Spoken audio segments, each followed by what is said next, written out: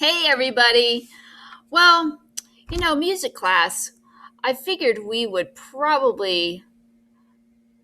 would be a good idea to review what reading music is all about. So, music can be taught either by rote, which is often what we do in class, where I sing something or play something and you echo the pattern or echo the singing. And that's being taught by ear, basically. So you're hearing and then you're repeating what you hear. But musicians oftentimes play music that they've never heard before by reading it on a page written down. So this video is to kind of review what it looks like and what is used to have music written down so that anybody who reads music would be able to play it.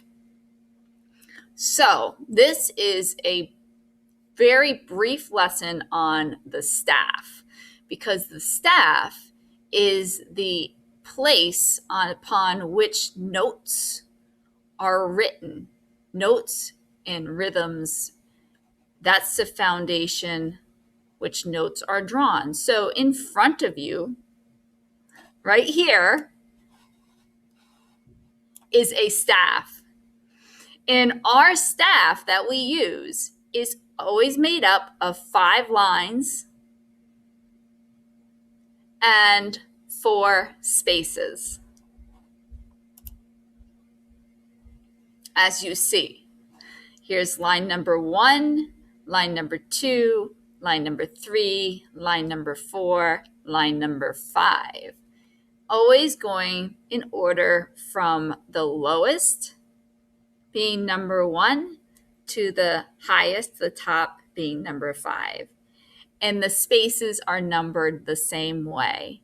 Space number 1 is on the bottom, space number 2, space number 3, and space number 4. Each line in each space represents different notes. Now, the lines and the spaces don't mean anything unless we have what's called a clef attached to the staff. There are 2 common clefs that we use in music. There are others, but the 2 most common ones are the treble clef, which is right here, and the bass clef.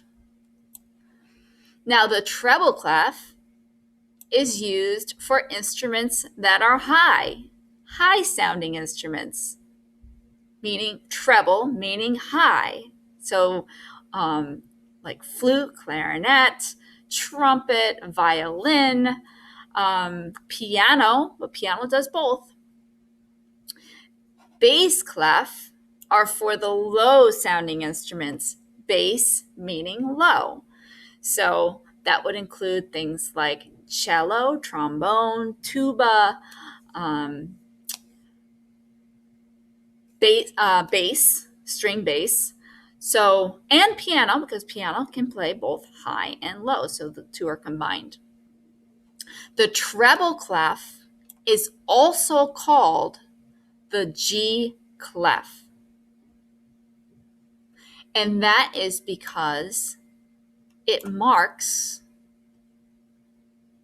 this little curly Q where it goes around, marks where the line G is located.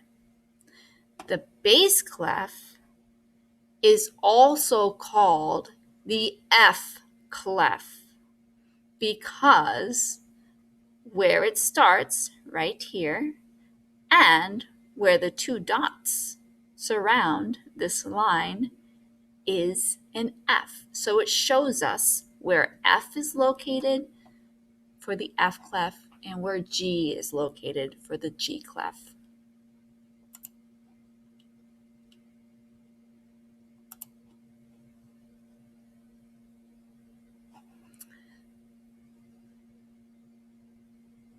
So here is your treble clef, and like I mentioned, it shows you where the note G is located. Now, after that, our notes work with the alphabet. There are 7 letters in the musical alphabet: A, B, C, D, E, F, G. Once we get to G, we start over again. A, B, C, D, E, F, G. A, B, C, D, E, F, G. There's no H. So we just keep going back to A once we hit G. That means, looking at this staff, here's G. The note above G in this space right here would be A, like that. And then the note above that would be B. That's what that sounds like. This is what G sounds like. This is A. And then this is B. And then it goes on from there. What would that one be right there in that space? Comes after B. C, exactly. And it just continues like that. So that's the treble clef. And I am going to stop our video right there. I don't want to go any further with the clefs in the staff at this point, but we will.